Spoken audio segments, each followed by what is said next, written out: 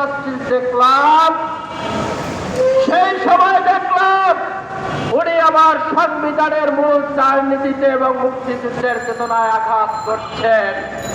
তাহলে আমরা কি সুনির্দিষ্টভাবে বলতে পারি এই মব জাস্টিসের উস্কানিদাতা ডক্টর ইউনূস সাহেব?